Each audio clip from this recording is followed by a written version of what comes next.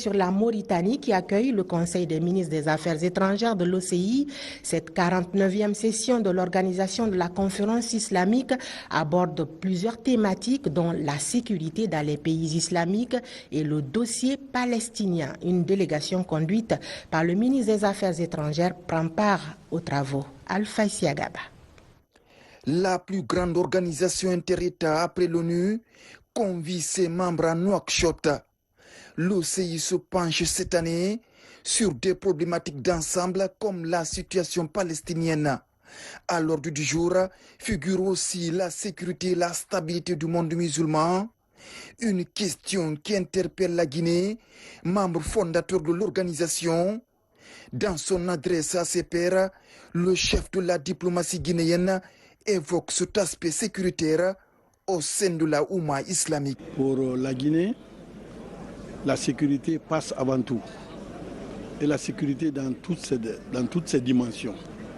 D'abord la sécurité au niveau des frontières, la sécurité intérieure, la sécurité alimentaire, la sécurité sanitaire. Donc bref, si nous voulons que la Oumma islamique continue à jouer son rôle, il faut d'abord que cette Oumma soit en sécurité dans un monde sécurisé. Plusieurs dossiers étaient sur la table, notamment les rapports tendus entre l'Inde et le Pakistan. Des inquiétudes ont été exprimées au sujet de ce dossier et d'autres points comme le terrorisme et le soutien à certains États. Un des points abordés par ce 49e Conseil des ministres des Affaires étrangères porte sur le soutien de l'OCI à la transition en Guinée. Je suis très honoré, je suis très heureux, je suis très content de voir que l'OCI va prendre une déclaration, une décision portant spécifiquement sur le soutien à la transition guinéenne.